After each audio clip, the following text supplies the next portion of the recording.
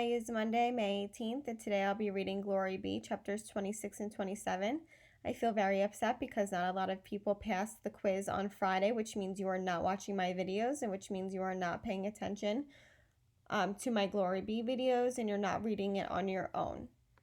So I'm telling you right now, there will be another quiz that we will be taking. Today's objective: students will be able to make inferences while reading a story. Your DOL. Students will identify what the text says, combine it with what they know to make an inference about events in the story. So there are three steps you must take in order to make an inference.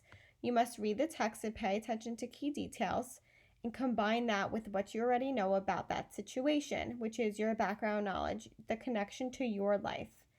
And then you're able to make your inference or best guess about something that the author does not state. Chapter 26, Hanging Moss Hornets. Laura, Jesslyn, Robbie, and me sat on our picnic blanket watching the Girl Scout troops and the firemen march by. Frankie had just up and left. I told Laura a hand clap game. Clap, clap, knee, clap, clap. We both kept mixing up the knee clap and the hand clap. This made us laugh harder than hard. Justin was stuffing Emma's brownies into Robbie's mouth, 2 at a time, giggling. A clown handed us red and blue balloons. Maybe this July 4th celebration would turn out okay after all. I did a double clap with Laura to the band's drumming. The parade was winding down. That's the last fire truck, Jesslyn said. Won't be long before it's dark. She reached for the bug juice and started gathering up napkins and cups. Let's take this to the fireworks. But before Jesslyn could put the leftover brownies into the basket, I heard the loudest voices ever. Hey you, big shot. JT had his fist balled deep into the pockets of his blue jeans. His eyes were squinched tight. His friends stood behind him with their shoulders hunched up. Who had given them an invitation to join the party? Having fun at the parade? JT wanted to know. Nobody, especially not Robbie, answered. How'd life treat you down in the pen? My heart jumped into my throat. Robbie's jaw went tight. His mouth made a hard line. The boy standing next to JT leaned up in Robbie's face. Yeah, Mr. Football Hero, we heard you were in jail. JT and his friends surrounded Robbie. JT said, since you like eating hamburgers with the coloreds, take a taste of this. JT spat right in Robbie's face. His spit landed on Robbie's cheek. They all laughed so hard. Then, as they walked off, those mean boys poked each other and laughed some more. I'd never seen the likes of that kind of hateful. Robbie wiped off the spit with the back of his hand. He was gripping the neck of his Coke bottle and not saying a word. Jesslyn grabbed my arm. Glory! She pulled me up off the blanket and dragged me to where nobody could hear us. Her fingernails dug into my skin. Her eyes drilled a hole big enough to kill me. Who told JT about Robbie? I didn't tell JT, I said. Frankie must have said something. Who told Frankie? But the look on Jesslyn's face told me she'd figured it out. You eavesdropped in the car going to Tupelo. You heard Robbie's secret. My face went red. My throat was burning, trying to choke back tears. Now Jesslyn was the one spitting angry words at me. You little brat. She tore off, disappearing into the crowd of clowns and music and red and blue balloons. I sat by myself, unraveling a hole in the red plaid blanket. Most everybody had moved toward the big field where the sky would soon light up with fireworks. Jesslyn and Robbie had walked away from me without even saying a word, gone off to sit under the pecan tree. I wrapped my arms around my knees, trying to shut out what I've done to Robbie. When I felt somebody drop down next to me on the blanket, I wiped away my tears and looked up. Laura grabbed my hand tight. She motioned in the direction of the library. Glory, look, she whispered. Well, if it ain't Elvis alive and in person, JT and his friends were back. One of the football players yelled out, Show me what you got, JT. Robbie pulled away from Jesslyn and stepped in front of JT. You got something for me? JT glanced back at his friends. Sure do, don't we? All got something for you, Mr. Football Hero. Robbie didn't move. Jesslyn stepped closer to him. I wasn't breathing too good now. My heart was ready to jump out of my shirt. Shouldn't you be leaving town? One of the football players yelled.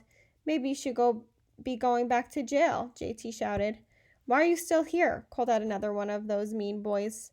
So many voices hollered at Robbie, saying bad things. How was he gonna get away from them all? JT took off his jacket, threw it down on the grass. Why'd you come to Hanging Moss in the first place? He shouted. Trying to take over the team? Think you're better than me? JT was up in Robbie's face now. Or did you come here because you didn't like sharing your jail cell with a colored boy? I held my breath. Step away, JT, Robbie said. No need to cause trouble. Trouble? You caused trouble back where you came from. JT leaned in close to Robbie, hauled off, and whacked him in the stomach. Robbie fell hard on the ground. Justin screamed. Robbie tried to get up, but another boy pulled him down and started kicking. See how tough you are now, Freedom Rider, JT hollered. Get off your butt and show me what you got. I shut my eyes to keep the tears away, but I couldn't stand there another minute doing nothing. I raced over and stood right next to Robbie. If y'all don't leave my friend alone, I'm running for the police, I yelled. JT laughed like it was all so funny. Luke is gonna save your behind, Robbie. His voice was quiet at first, and I wasn't sure what he was saying. Little Miss Snot Nose, my sissy's brother's girlfriend. JT reached into his front pocket and pulled something out. Even standing in near about dark of the one dim streetlight, I could see a glint shining in his hand. Frankie's brother had a switchblade. How do you like this, Robbie Fox? JT snapped the knife open. He waved it in Robbie's face, closed it quickly, then stuffed it back in his pocket. You go home to where you came from. We don't like people trying to butt in where they ain't welcome. And we sure don't need you on our football team. Then JT and his friends picked up their hanging moss hornets jackets and walked away. Robbie had his head between his legs and was gulping air. Justin sat on the ground next to him. I couldn't stop shaking. We gotta call the police, I said.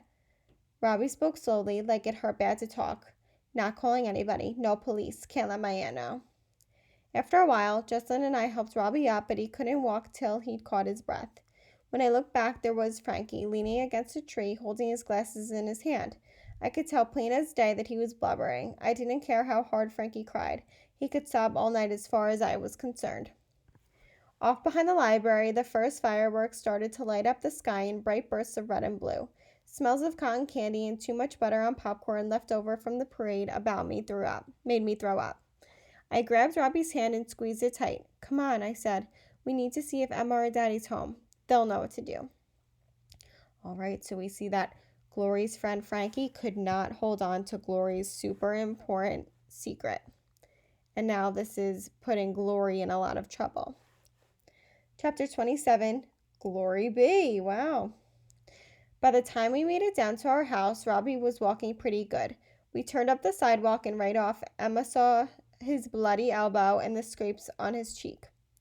Lord child, what on earth happened? Justin helped Robbie up the porch steps. JT beat him up. Emma held the front door open. Come in the kitchen, let me look at you. Just got the wind knocked out of me, Robbie said, taking slow, deep breaths, then settling into his seat. It's nothing, I'll be fine. But Robbie wasn't fine, and Emma knew it. Justin and I exchanged glances. I was trying to decide whether to tell Emma about JT's knife. Robbie wouldn't let us call the police, I said, so we came here. Emma opened the first aid kit. She dabbed orange medicine all over Robbie's elbow and blew on it. Robbie flinched. He looked from Emma to Justin and back again. Nobody can know about this. He stood up like he was going somewhere. Justin put her hand on Robbie's arm to sit him back down. Her voice was full of pride. Back in North Carolina, Robbie got in trouble for doing the right thing, she told Emma. JT found out about him eating at a lunch counter with a Negro friend.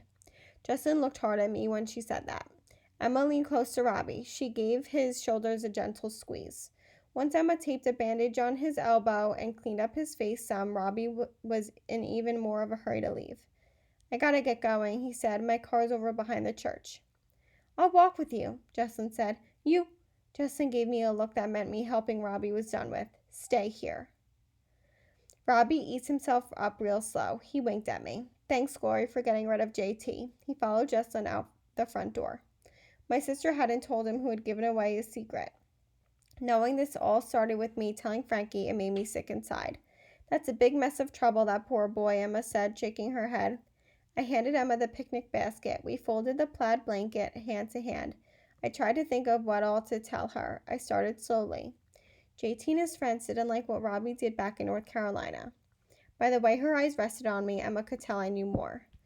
Might make you feel better to talk. She packed away our leftover brownies in the bread box, wiped off the kitchen table. Then she sat down and patted the chair. Right here, Glory, honey. I spoke quietly, carefully. Justin's real mad, I said. I wasn't supposed to tell anything about Robbie, but I couldn't keep it to myself. I told Frankie, then Frankie blabbed to JT that Robbie got sent to jail. I leaned back in the chair and looked at Emma. I'm scared. Those boys were wrong. Emma dropped her hands into her lap like the weight of the whole evening had just settled there. They never should have done that. Beating up a boy who stands up for what's right. Just to heap more of the trouble that's all over the place this summer. I told Emma how Frankie made me think the pool was open and how he blamed Laura for something she never did. Now that I was telling Emma the truth, the world spilled out fast. The pool is closed for all summer long. I thought everything would go back to the way it was. But even if that pool opens, it'll never be the same in Hanging Moss. I stopped to get my breath and leaned into Emma's shoulder. What's the matter with everybody, Emma? Most folks just scared of losing something precious to them. You mean the pool? I asked her. The pool's precious to me. No, something harder to describe, something they need to hold on to, even when they might just need a step back. Other folks, they know the best time to go. Emma hugged me tight, rocked me. Almost forgot, baby. She reached into her apron pocket. Got you a birthday present. She handed me a wrap box. Inside was the tiniest little book. It's like our Nancy Drew's, I said. It really opens and closes. For your new charm bracelet. She helped me snap it on. In a minute, Daddy came in the front door. I ran to him. Daddy, something bad happened. What is it, Glory? Are you and Justin all right? Robbie got beat up by JT and his friends. I looked at Emma.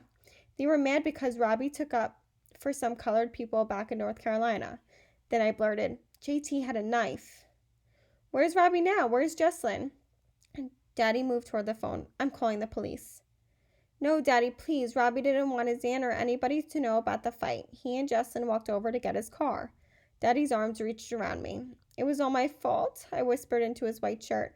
I got Robbie in trouble. I told his secret. As a minister, my daddy knew a lot about keeping secrets. He didn't ask me one more question, just kept hugging me.